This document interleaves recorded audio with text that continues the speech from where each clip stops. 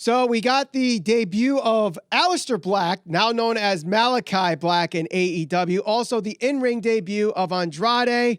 And a lot of people over the internet are saying that WWE is going to regret releasing these two as they head to AEW. Ralph, you're actually one of those people. You actually texted me during Aleister Black, Malakai Black debut, and I just want to share those texts with the rest of the Squared Circle Psychobabble community. You said, quote, "I just shake my head. How does WWE continue to this up? Andrade and Black, two of the best in NXT. Nah, let's this up." So I believe you are, believe it or not, with the internet wrestling community on this, saying that WWE will regret releasing these two. Share your side of the argument, please. Well, first of all, for anybody that's always wanted to kind of tote the line that I'm a WWE apologist, always looking for an out, always trying to support them, and one of those E-drones or E-stands or whatever freaking stupid name the IWC makes up to insult those who support WWE. Right. There you have it. I truly do try to call it down the line as even as possible, and this is one of those situations where I literally just don't understand. I have been to 3 or 4 takeovers at this point. I want to say 3. Aleister Black wrestled, I believe, at all 3 of those. And Aleister Black is one of the very best in-ring performers that I've seen perform live. The same could be said for Andrade. I've seen him perform at, I think, 2 of the takeovers that I went to. I'd have to go back and check. Now, right. This goes back to the conversation we had, I think it was last week.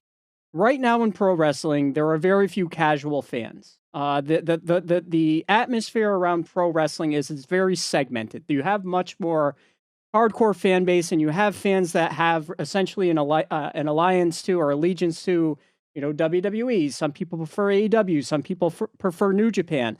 Some people prefer to watch a few of those.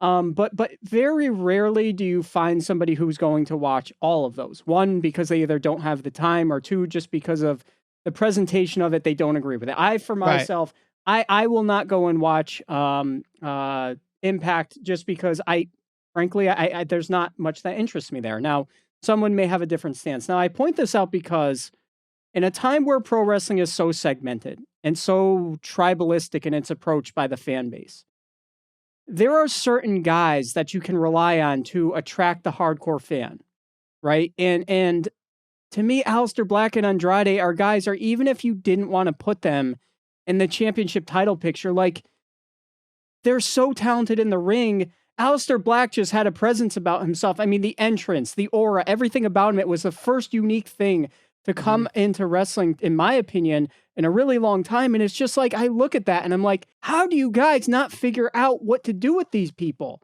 Triple H can figure it out, and he's the guy that gets dragged through the mud on a weekly basis from the IWC. So why can't somebody on Raw or SmackDown figure out what the to do with these guys? It doesn't make sense. He walked out and instantly felt more important on this episode of Dynamite than he felt at any point on the main roster in WWE. This is a guy that, I understand that you need personality, and I understand that there's more to it than just being good in ring. And I get that. But at some point you have to say, look, we need guys that can fucking go in the ring. And both of those guys, undoubtedly, nobody will question it, can go in the ring. So fucking figure it out and do something with them. Don't just let them leave and go to AEW or somewhere else, because I promise you, look at Miro. I am not a fan of Rusev. I never have been. I think he's, okay at best. But at the very least, he feels much more important right now, today, in AEW than he's felt in years in the WWE. And there's good reason for that, because AEW makes it a point to make these people feel special. Well, I'll agree to a lot of what you're saying here. I do agree that Aleister Black and Andrade are world-class athletes in the ring. One of the best, if not the best in the ring, depending on your style preference in the ring. But to go out and say that WWE is going to regret both of these guys after releasing them, I think is a little ludicrous, to be honest with you. Think of all the wrestlers in the history of WWE that have been released or Vince McMahon has let walk. You're telling me that Aleister Black and Andrade are in that group of wrestlers that Vince is going to go, I really shouldn't have let that one go. I should. Can I tell you why it matters now more so than ever, or at least in the last 20 plus years? Go ahead. Because they have legitimate competition and they haven't had it since WCW. Right. And that brings up my next point. Go WCW. On. Okay. WCW. If you're going to talk about regret, letting someone walk or releasing somebody, I think Vince might regret two people, and that's Hall and Nash, because when they went to WCW, they changed the entire landscape of the industry with the whole outsider storyline and the NWO and the who's our third man being Hulk Hogan. And that changed not just WCW beating them 83 weeks in a row, but WWE had to change their entire product to the Attitude Era. You're telling me that Andrade and Aleister Black can do that same thing where they're going to have to change the entire product of WWE because of Malakai Black and Andrade Idolo? They don't have to. They don't have to, but let me tell you why this matters. Because in a time like right now where you have this tribalistic atmosphere, you have very few people. Look, there's no secret that there are very few people like you and I that can go and enjoy WWE and AEW. You find people that are either on one side or the other. Right. The wrestlers in NXT from, let's say 3 or 4 years ago, before AEW was really a thing, when it was in its infancy, before it really debuted and got big and got to the point to where it is now, a lot of the fans that weren't watching the main roster were watching NXT. Like, that was what they gravitated to because TakeOver felt special. It just had a different feel. Like, there was a different atmosphere to it. You had guys that could go in the ring. You had great rivalries. And that's what fans were looking for. That was the alternative to the main roster, to the Brock Lesnar's, to the Cena's, to the shit that people were sick of. Right. People are gravitating towards NXT. Now, there's a narrative out there. WWE wastes talent. And I don't know. I can't say right now that I necessarily agree with that 100%. I think they've done a really good job of kind of writing that narrative because they have gotten certain guys over. They built up new guys. Roman's doing really well right now. Drew McIntyre was built up. Bobby Lashley's the champion. Riddle feels somewhat special. Ricochet, who knows what they're going to do with him. But guess what? When you have fans that are dedicated to NXT and they go up to the main roster, the people who are watching NXT who aren't watching the main roster, Raw or SmackDown, you're essentially reinforcing that narrative. You're telling the fans that, yes, we don't know what to do with these people. We don't know how to get them over. We don't know what to do with the talent. And when guys like Jon Moxley and Jericho and all those other guys that were top guys on your main roster go out and say, yeah, their creative sucks. They don't know what to do. When you let guys like this walk continuously, it reinforces it. I will tell you this much. I had some fans or some friends of mine that used to watch wrestling back in the day, weren't really all that committed to it anymore. They've watched AEW from time to time.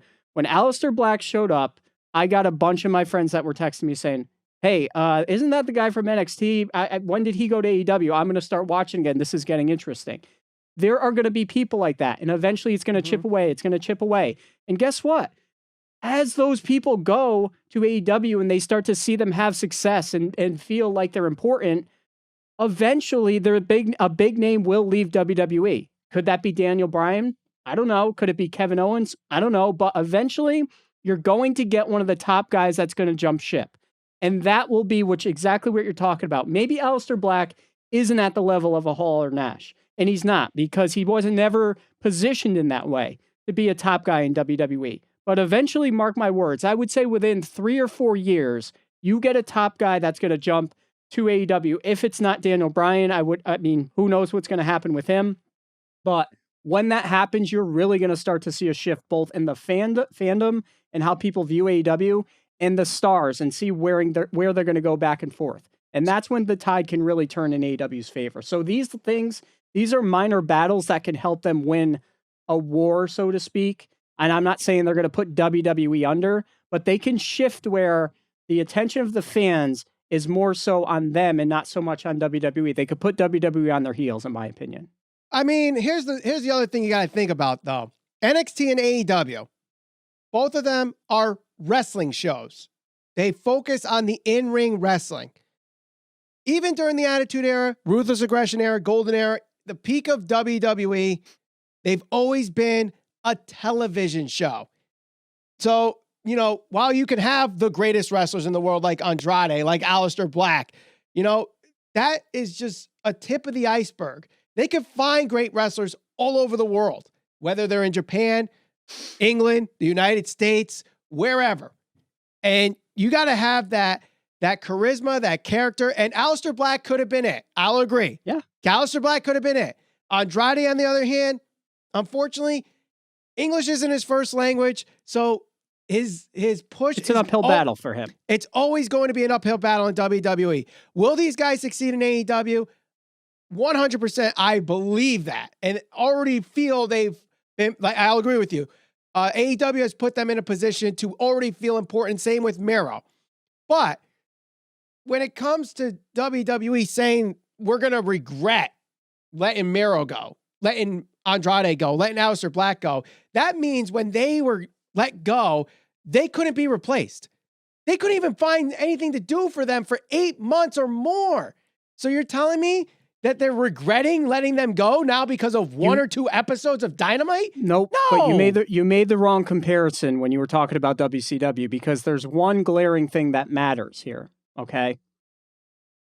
AEW has an environment there where people, in some way, fashion, or form, have a lot more to say about their creative freedom or what they can do or what they can say. They're positioned in a way where they can feel special, right? Aleister Black went out there. Instantly, it looks like he's going to feud with Cody Rhodes. Right. And that's going to be a big deal for him, because I can't really remember off the top of my head on the main roster, like, what his big feud was. I don't know if he ever really had one. What matters is this: the creative freedom, the opportunities that those people didn't get in the WWE. Could Aleister Black be the next big thing?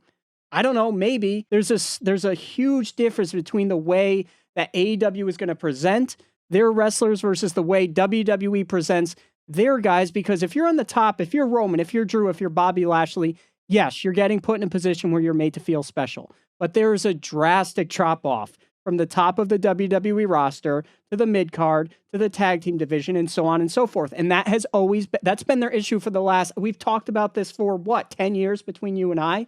So here's the point I'm making.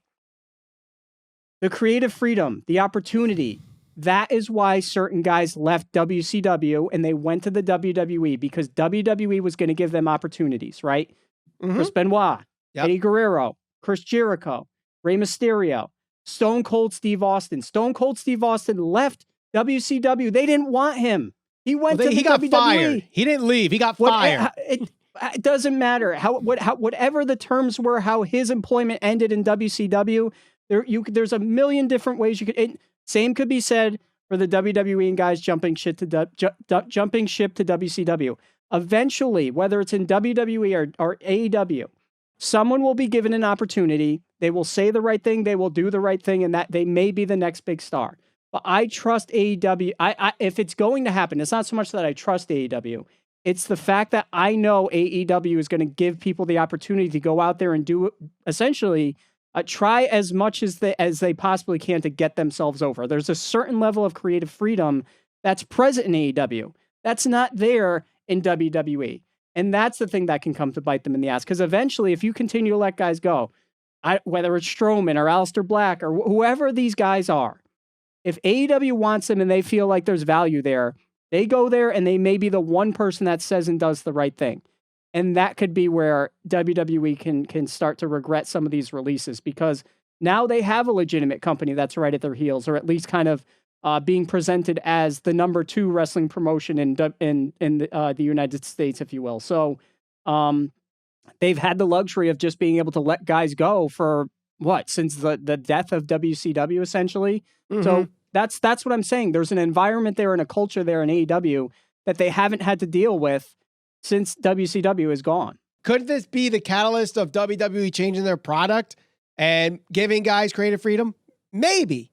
But until I see it, I can't say, my God, Vince is, scratching his head like, how do we let Aleister Black go? Yes, I understand there were reports of guys wanting Aleister Black back as soon as he was released. But that was also probably because he was just about to start a program with Big E and never got to let that thing start. That might be their only regret, not letting that storyline go to fruition, and see what happens with that, because now Big E is kind of floundering in the same repetition with Apollo Crews because of this. And who knows what Big E leads to, but regret. That was a strong word. I regret releasing Aleister Black. I regret releasing Andrade. Something has to happen in the industry where it's a seismic shift where AEW becomes the #1 must-see wrestling show on television. And as many people want to say that is the case, there's nothing that supports that argument right now. Nothing other than the IWC's and social media's common opinion of it. Until then, no, they're not going to regret this. Let me ask you this too. If you're a guy in NXT, if you're an Adam Cole, if you're any of the guys that are maybe at the top of NXT and they want to call you up, why should he go to the main roster? That's another thing we have to look at here. Well, here's the one thing. If he goes out of NXT, becomes a free agent out of NXT, his value is not going to be as big as many people think it would be. Once he goes to the main roster, his value is much higher because you could say, I was on the main roster. Then, I mean, would we be talking about Rusev as Miro right now if he was never on the main roster? Or Aleister Black as Malakai Black, or Andrade as Andrade Idolo if they were only in NXT? No. The only person I could think of that was just an NXT wrestler and was somewhat of a standout in AEW was Ty Conti, and she's been missing for how long in AEW since she had her little push there. Just being on NXT is not enough. You have to make it on the main roster to hold your value. Guys like Adam Cole, if he leaves and goes to AEW, that's only going to help the NXT fans that are there. And we already know that's a small percentage because they are a wrestling show catering to wrestling fans. They are not a television show with a diversified audience like Raw and SmackDown are. I'll agree with that much. I'm just saying I think eventually it will come to bite them in the butt because they're going to continue to release people and AEW will continue to put them under contract. And, you know, I know there's also that narrative out there, oh, well, they sign all former... All wrestlers go from promotion to promotion, either for cash or creative. Right. So that's just a silly talking point that people haven't thought out. Oh, they're former WWE guys. Okay, well, even guys like The Undertaker were in WCW at some point. Stone Cold was in WCW at some point. Most of the guys that were big during the Attitude Era came up from ECW. Like, that's just silly talking point. Like, it doesn't even make sense. Right. I think that's just a old WCW and then TNA argument of, oh, it's just a bunch of WWE rejects. I mean, when we were kids, I used to say that all the time about WCW, why I wouldn't watch it.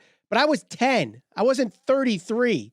So, yeah. And look at Ric Flair. I mean, a guy like Ric Flair, he's been like in every single promotion that's ever existed. And, you know, nobody says, oh, well, he's a former this or that. No, it's just Ric Flair. Like, that's the industry. That's what people do. They go from place to place based on where they're going to get a little more creative freedom or where they're going to get some more money. And that's the nature of the industry. I don't know why people get hung up on these talking points like, oh, he's a former WWE this and that, and they're only signing.